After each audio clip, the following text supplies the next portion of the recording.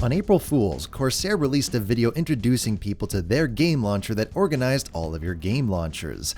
Consulted by the brightest minds on Reddit to feature RG bucks, loot boxes, and LimeWire support for grizzled ancients. It's a well-produced satire with plenty of jabs at the industry and faces to crop into reaction memes. Thing is, though, I kind of want a piece of software like this. Not the loot boxes, obviously, but the meta launcher itself. I've been amassing a stupidly large collection of games for years, and making videos about them for a living has only flooded the library. At one point, I was even naive enough to think this might have been an untapped market and pitch the idea to friends with marketable skills that could get rich off of it, when they very kindly linked me to services that already exist. And now I'm going to go over some of them, as I know people keeping up to date on current releases likely have no less than 5 separate launchers, which is far from all of them, and the idea of pouring all of their contents into one place is intriguing. So, without further ado, LaunchBox spawned merely as a front end for DOSBox, but has steadily grown into one of the most fully fledged launchers in existence. As long as you've got the hardware and software to run the games hosted, it is possible to effortlessly swap between dozens of gaming platforms. One session of Burnout 2 can be abandoned in favor of reliving older memories on the Super Nintendo within a few clicks. That's certainly something LaunchBox's premium package has going for it, with a stylish appearance that can be customized to your heart's content, thanks to the software's dedicated community that are adding new themes, icons, and features on the regular. And this is all on top of a program that's hardly lacking out of the box. In even the free version, the software automatically searches for box art screenshots and logos from the web, Steam games can be imported from your account, and there's dozens of ways to organize the complete library. So what's the catch? Simply by the virtue of LaunchBox not being the default launcher for PC users means there's gotta be a reason. What I believe it to be is the program's flexible to the point of overwhelming the average consumer.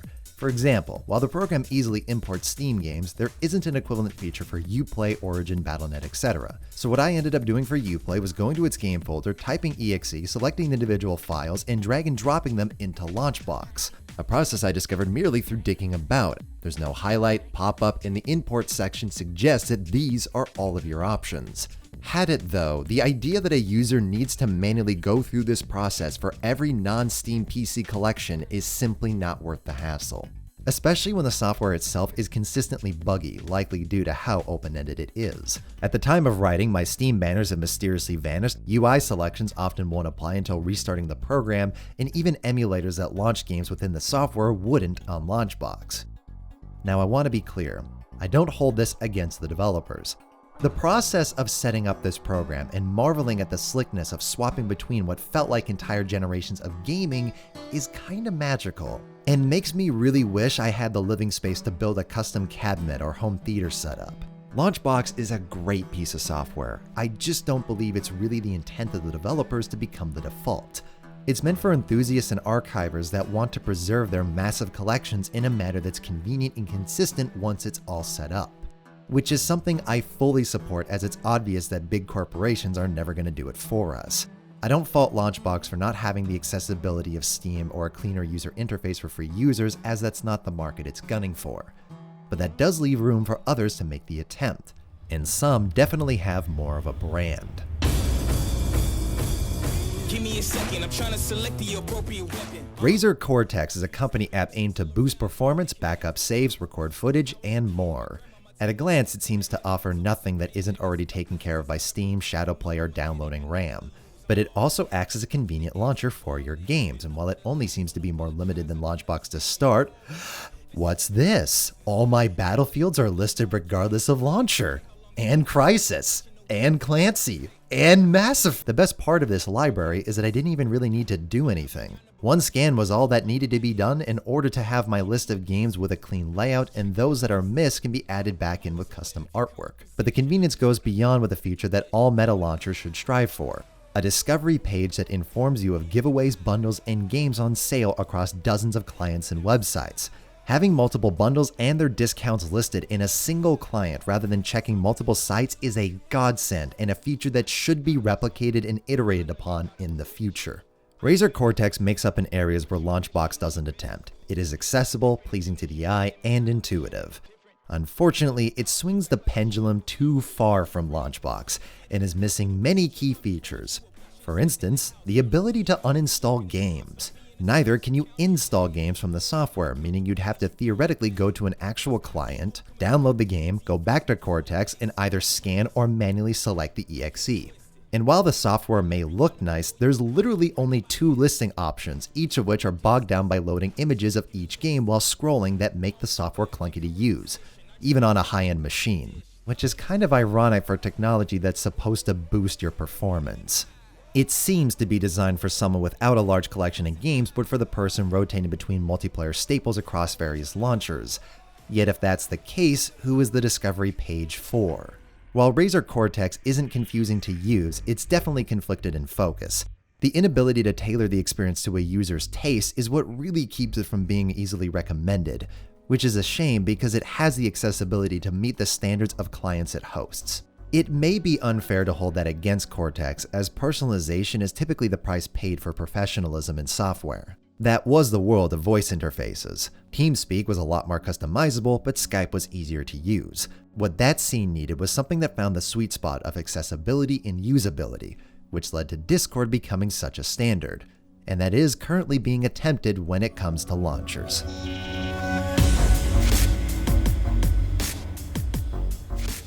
PlayKnights, one of the latest to hit the scene.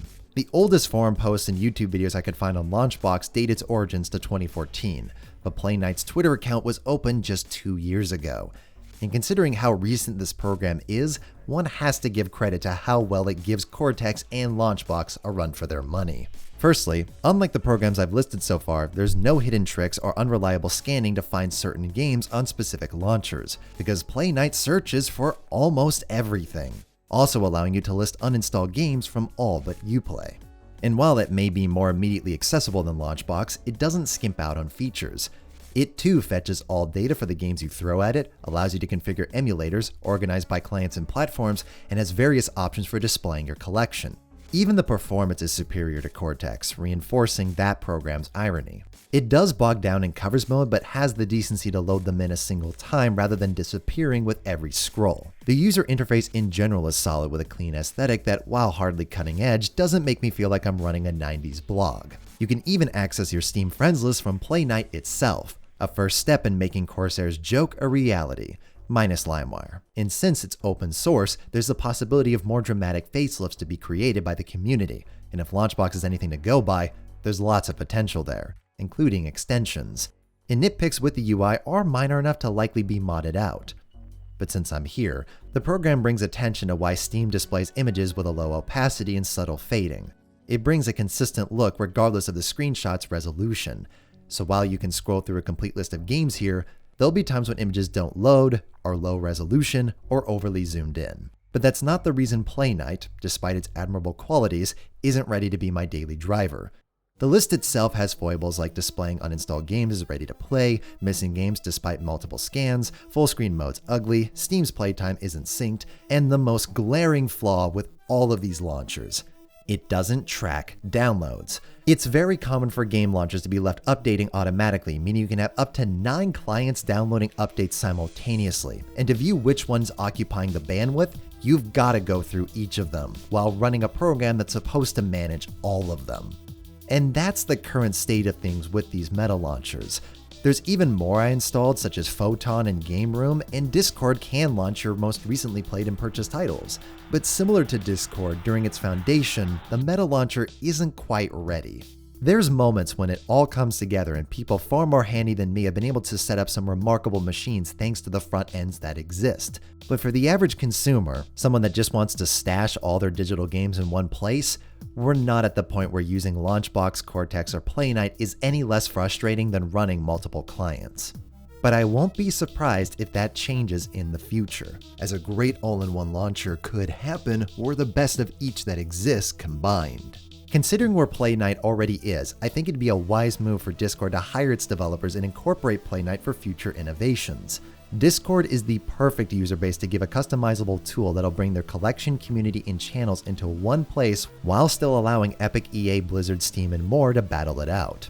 2 weeks ago, I said the Epic Games launcher is just one more to add to my pile, but I do have empathy for those wishing everything was on Steam because for millions, everything to them was. While the PC's biggest individual games like League, Warcraft, and Minecraft weren't ever a part of Steam, hundreds of niche communities all resided on that client, some of which grew to be as influential as the PC's greatest hits. It is right for developers to pursue the best financial support they can get, but it's also right for the consumer to use what they want, especially when forcing their hand doesn't hold any benefits for them. But titles eclipsing the most successful on Steam in sales has set the precedent that enough players will go through the inconvenience of installing a new service to play a particular game, meaning that inconvenience is going to stay in the current climate. Perhaps then, the answer for serving the consumer's convenience isn't for big publishers to be on Steam or for Epic to give up their precious exclusives, but for someone else to be the organizer.